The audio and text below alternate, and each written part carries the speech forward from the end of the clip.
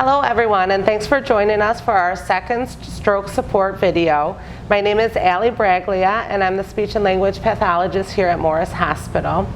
I'm very excited to be welcoming Dr. Mezzo here to discuss and answer some questions that our stroke survivors often ask me and my colleagues. So welcome, and how are you today? Thank you, Ali. I'm very good. Thank you. Thank you for having me. I'm excited to be here today. Yeah, it's very nice, and I'm glad that we can reach out to these stroke survivors, at least through video and online for right now. And hopefully soon enough we'll be able to start having in-person groups again. I hope so. I'm looking forward to it. So we have some questions that our stroke survivors often ask us, so I'll get started. What are the two types of strokes, and what are the differences between them? Of course, there are two main types of strokes that we normally address in neurology. The first one is the bleeding kind. We call that a hemorrhagic stroke. Usually these are due mostly to high blood pressure, an aneurysm that bursts, or trauma. And it can be very mild, where we just observe a patient, or it could be severe, where a patient may need brain surgery. These are much less common than the other kind of stroke. This other kind of stroke is called an ischemic stroke, and that's where not enough blood flow gets to the brain for one reason or another. The most common type are small vessel strokes, where just very small areas of the brain, small blood vessels get clogged up, and then there's a little infarct in the brain, or a stroke. The other thing that could happen is if you have a large vessel stroke, meaning a large blood vessel such as the carotid artery on either side can get blocked off, or it can come from a thrombus, a clot from the heart that goes up to the brain. Those two can cause a little bit bigger strokes in different areas of the brain. And again, those are called ischemic strokes because not enough blood and oxygen get to the brain, and that area, that tissue dies. So would you say that a hemorrhagic stroke is more life-threatening than an ischemic stroke? For the most part, just because an ischemic stroke, your life could be in danger at that moment.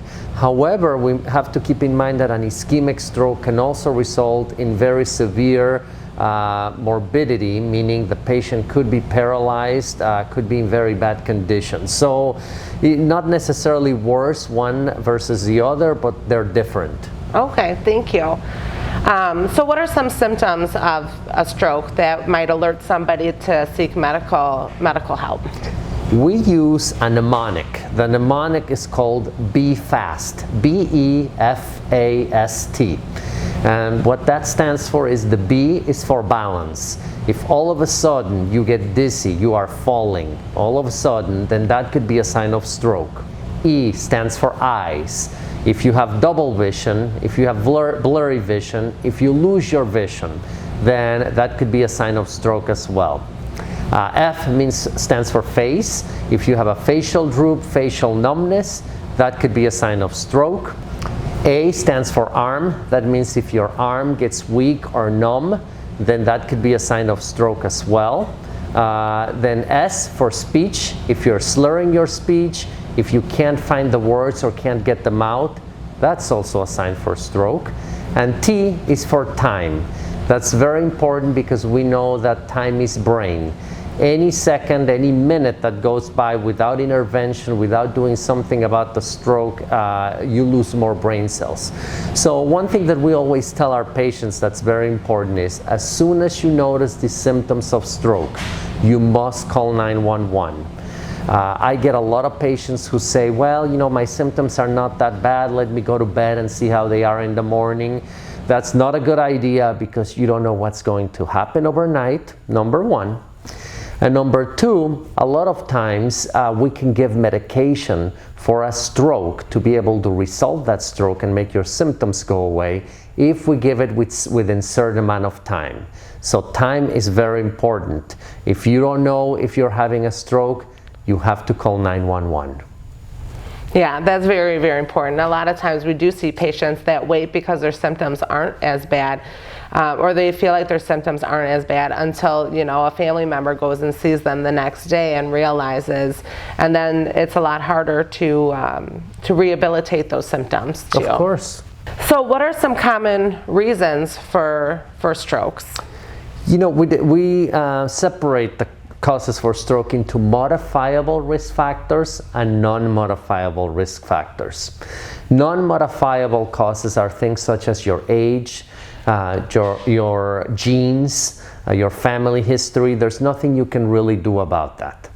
The modifiable risk factors are the things that we do and we can alter and we can minimize our risk for stroke. Those things are high blood pressure, smoking, diabetes, high cholesterol, sleep apnea.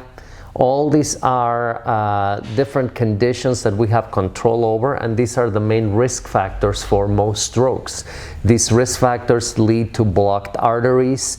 They may lead to atrial fibrillation, which is an abnormal heart rhythm that causes strokes. So the main goal of therapy always comes back to these modifiable risk factors for stroke.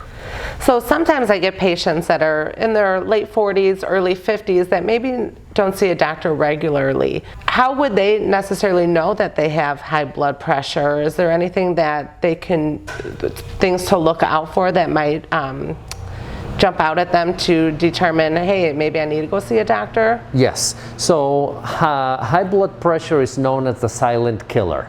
Why? Because there are no symptoms of high blood pressure. Sometimes you can get a headache, sometimes you can get dizzy, but for the most part you're not going to notice anything until you have heart problems or until you have a stroke. So the most important thing is you have to have a regular physician follow-up. You have to see your doctor regularly. You can get your blood pressure taken at a local pharmacy. You can go in to some of the immediate cares and get a blood pressure check. But you know, that's just if you really don't see a doctor and want to keep an eye on that blood pressure. But everyone should every now and then see a doctor. You know, especially as we age, we need to see them more regularly to keep track of these things. Not only blood pressure, but also things like our cholesterol. We need to be able to check our blood work for that. You mentioned sleep apnea, and a lot of times I have patients that, and even just, you know, regular people in the area, they don't realize that snoring can cause strokes. It can. You know, snoring by itself doesn't cause the stroke. What happens is snoring is a symptom of obstructive sleep apnea. Obstructive sleep apnea is an independent risk factor for the development of a stroke. Some symptoms of sleep apnea are snoring, apneic episodes, meaning you stop breathing for a few seconds in your sleep, severe daytime somnolence, meaning you are very tired during the day. If you sit down in a recliner, you can fall asleep. Headaches, memory problems, mood problems, obesity. These are all symptoms of obstructive sleep apnea, which can lead to heart problems and stroke. Thank you. I mean, that's some new information for me too, so I'll be sure to share that information with my patients as well.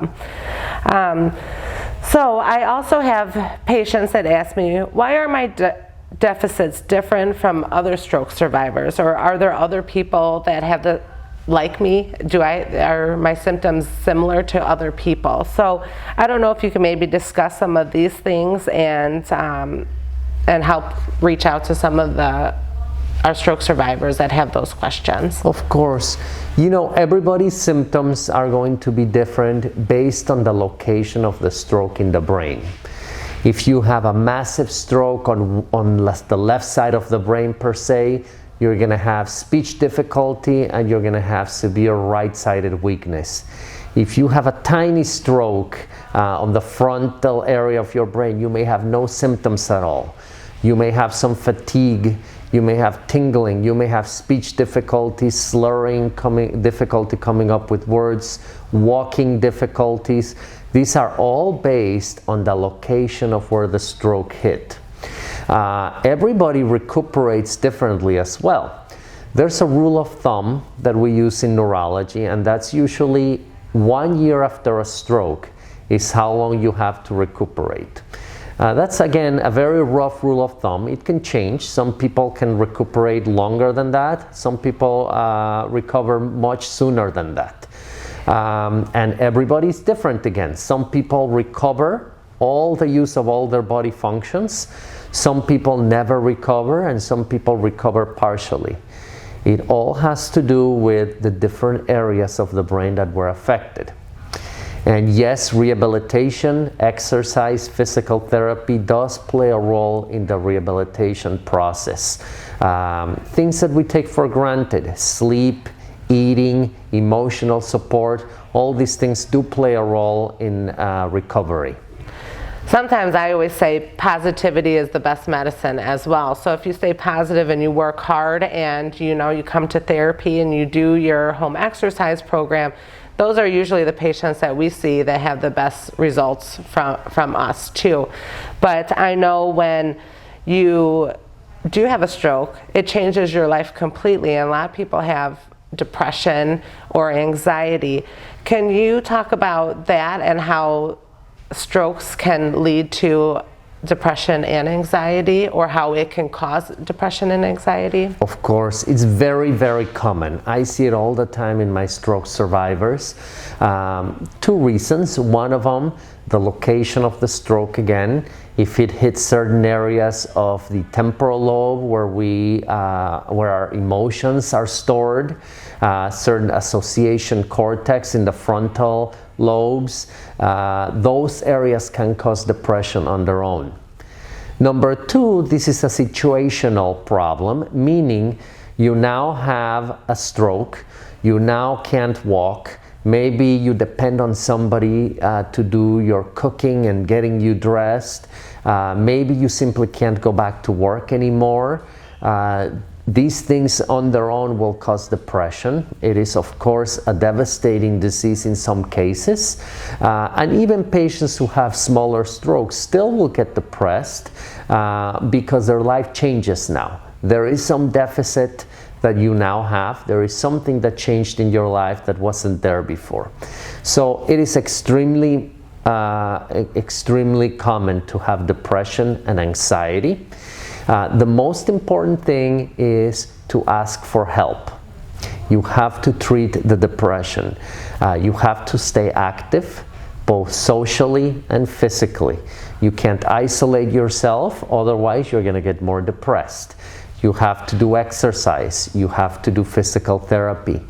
You have to get the support of your friends and family members.